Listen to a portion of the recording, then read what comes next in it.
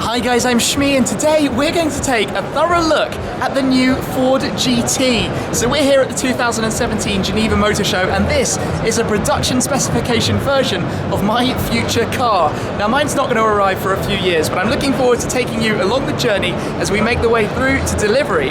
But today we're going to be able to go all the way around, have a look at the interior, and learn a little bit more about this fantastic machine.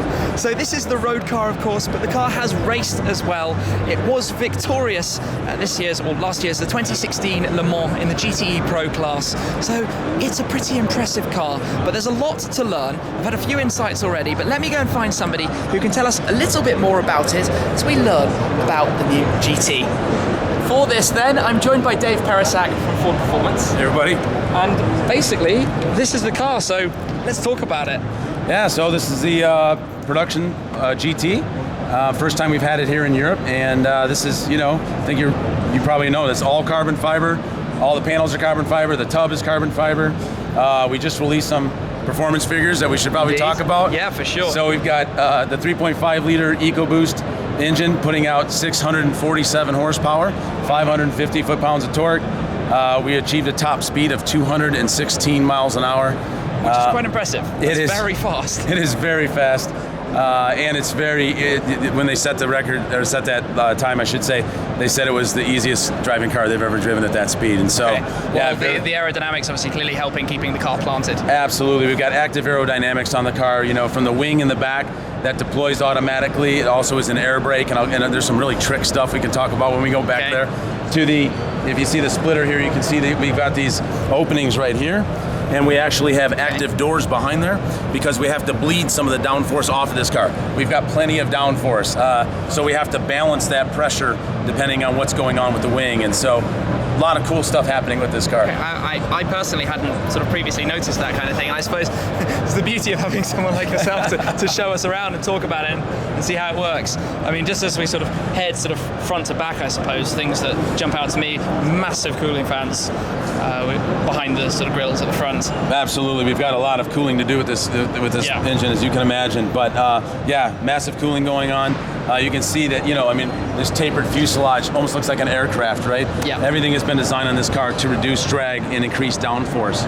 One of the cool features on the car that I don't know if people really know much about, so this buttress is not only beautiful and aerodynamic, but actually, once we take the air in and we go through the turbos and we charge that air and then we cool that charged air, that cooled charged air comes up through here, through the center of this, and it actually flows into the engine. So these are functional, they're not just beautiful. I didn't know that. Yeah, there's a lot of cool things we can talk about. Amazing, okay.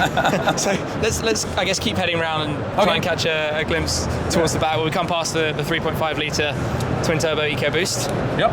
V6. And then the wing, as I mentioned before, some really cool things going on with the wing that people don't know about, patent pending design. So in the lower state that it's in right now, the airfoil has been optimized for this. When this comes up, we actually change the shape of the airfoil. So we optimize it when no one else is doing that, when it's in the top.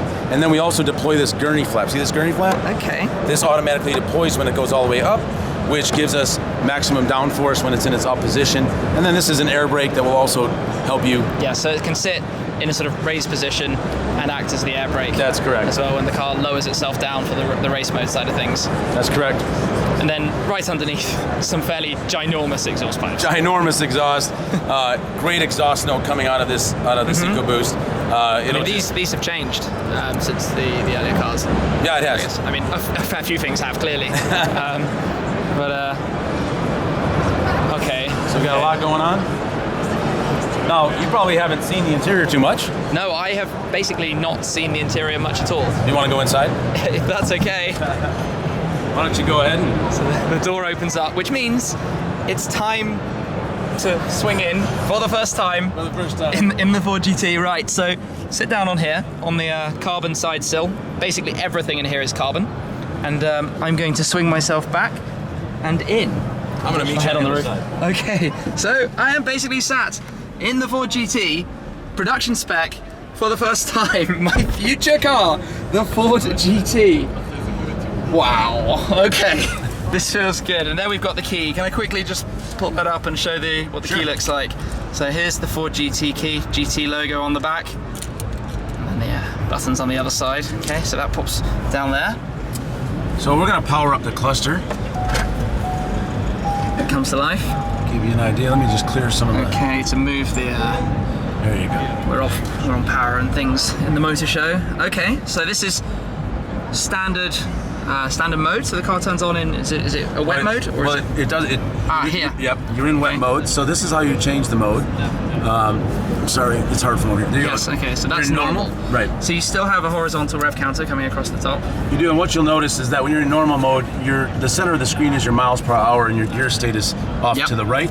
But if you switch that now and go to the sport mode. That way was wet, and then up is that way for sport. There we go. So now you can see your gear state is center, because that's going to be most important when you're in sport mode, and your speed is off to the right. So now the cluster is 100% configurable, so let me just give you a little demonstration here. If we go into information and we ask for tire pressure, for instance, your tire pressures will come up to the right. Okay, as you see. and everything else moves over slightly. It does. And if I go back and I ask it for the gauge mode, I'll show you that in a minute here. So we go to gauges. So the gauges come up, but then we can also configure what those gauges are displaying. Okay. So if I come down in here, I can configure those gauges, and it's very easy. So I can say I don't want coolant temperature, I don't want oil temperature, but I do want oil pressure, and I like air inlet temperature, and we're gonna save that, and you'll see how it's changed now. Okay, yeah. So you can completely configure the cluster to get the information that you want. I like how on a basic, from what I'm looking at, the steering wheel, the shape of the sort of squared off top and bottom of the steering wheel sits sort of beautifully with the display right between as well. Yeah, and not all cars, I mean, I'm glad you noticed that, not all cars accommodate that. Sometimes you get a lot of blockage. No, well, if you have a larger screen to fit more information, it's very easy to lose it on the corners of the wheel. Yes. Now this wheel is an F1 inspired wheel design, as you can see, and you've got your shift lights across the top.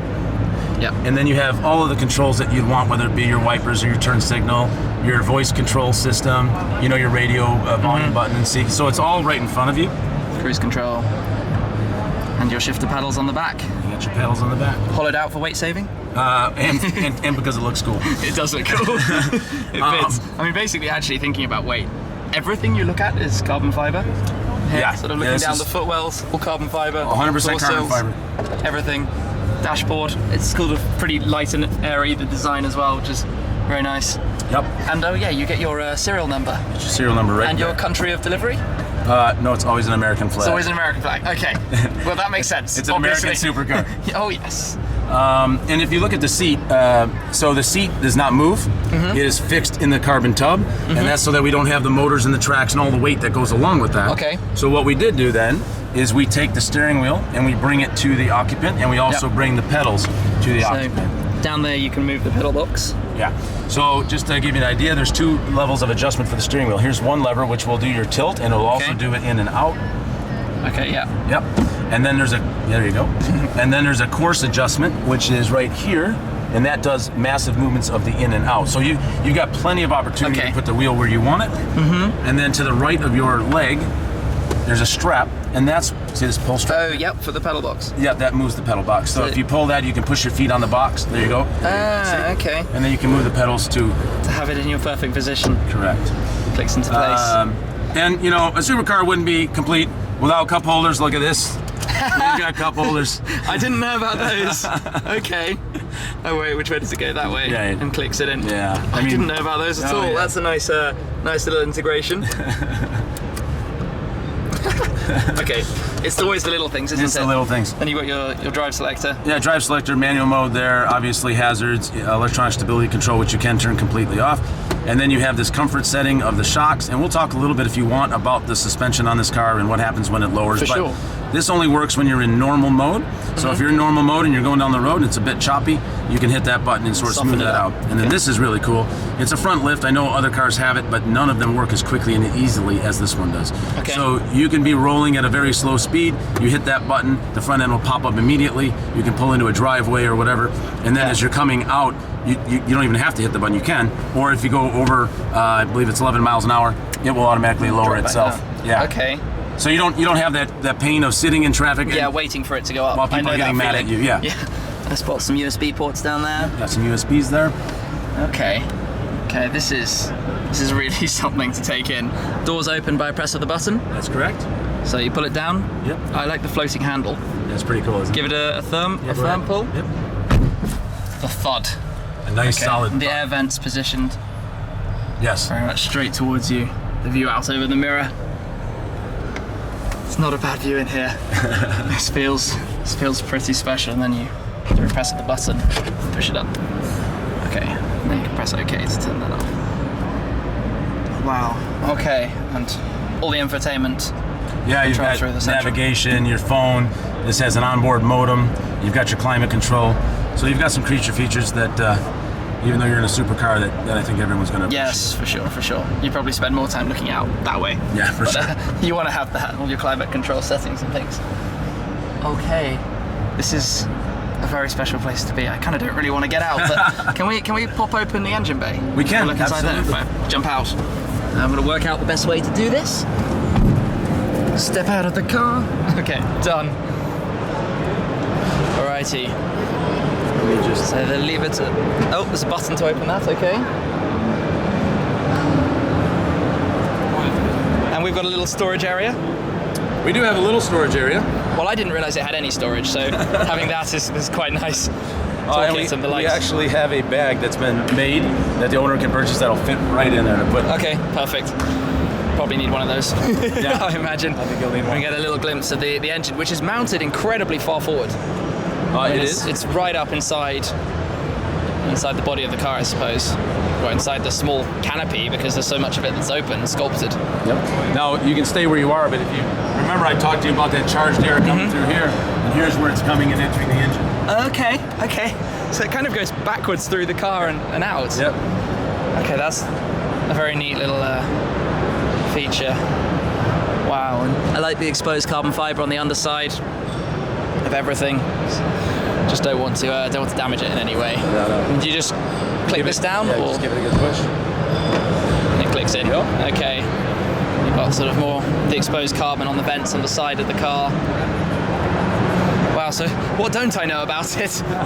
Come past the Lego man, the Lego race driver.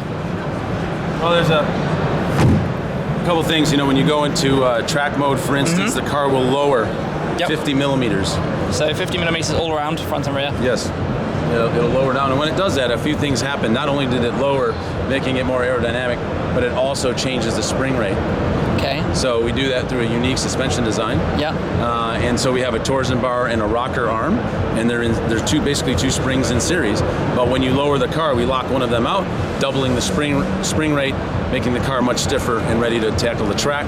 And at the same time you're changing the spring rate, you have to change your damper setting, otherwise it wouldn't make sense. And so we have DSSV dampers in the car, and they have 3 settings. 1 when it's in its high ride height, 2 when it's in its low ride height, and 3 was that button that I mentioned on the inside for that comfort setting. Okay. So we change the damper and we change the spring rate, which is pretty unique. And when you lower the car 50 millimeters, it really turns into a race car. It's absolutely phenomenal. I can imagine. And thinking about race car, one feature I remember is obviously that you can option the car with carbon fiber wheels. Correct, you can. Which is it's a different sort of hub setup as well, isn't it, to have the different types of wheels? Yes. And the carbon fiber wheels are absolutely phenomenal. They come in 2 different finishes. The gloss to match, what you're doing here, or in a matte finish as well. Okay. You can get a titanium exhaust on the car. The titanium exhaust is a must. I think the lighter wheels, the lighter carbon wheels, clearly unsprung mass.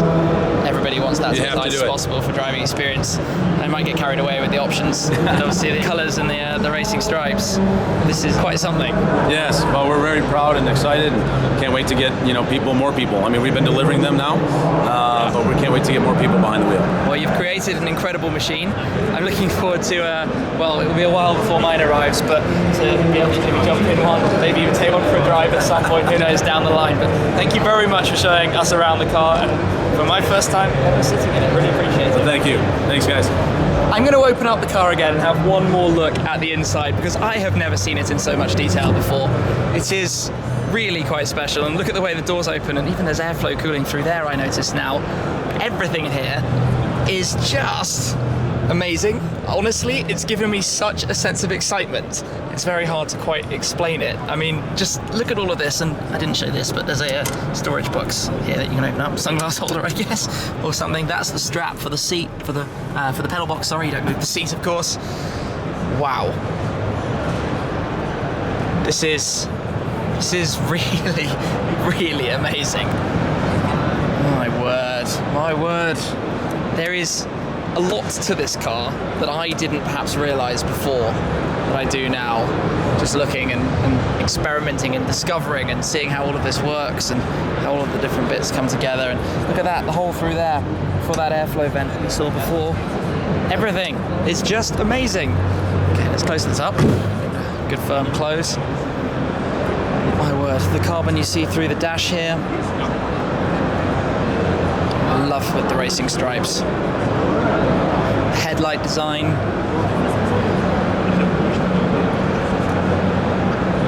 What a machine, seriously. All of this is carbon on the underside of the door mirror. A couple more things that I've noticed. Firstly, it's got a 4-point harness, so you can have the belts going through there and attached to this bar that you can perhaps just see behind the seats there. You've got this space, we were just trying to work it out, basically on a road trip, that's where you put your dirty washing. There's not too much room in there. On the mode selector, you have a couple of different modes. We showed a little bit of that earlier, but you have the sport mode, then you can go into track, and then you can go into VMAX mode. And in track or VMAX is when the car lowers. Just when you spin that dial, it does it automatically. VMAX obviously for getting the top speed, for getting to 216 miles per hour. But everything in here is quite interesting in the way there's a lot of stuff that's been engineered specifically for the car and set up to be very functional and practical. It's just, I don't know, the exciting moment of seeing it for the first time. Well, that's it for now. I hope you've enjoyed this look at the car. Certainly I have. Pretty exclusive opportunity to see and learn a little bit more about it before the sort of press drives and things happen later this year. A big thanks to Dave, of course, for showing us around and letting us see all of those details. But thank you very much for watching. As always, I'm looking forward to sharing a lot more with the Ford GT in due course as we make the way towards mine arriving in a couple of years' time. Anyway, that is it for now. Thank you again for watching, and I'll catch up with you again very soon. Cheers!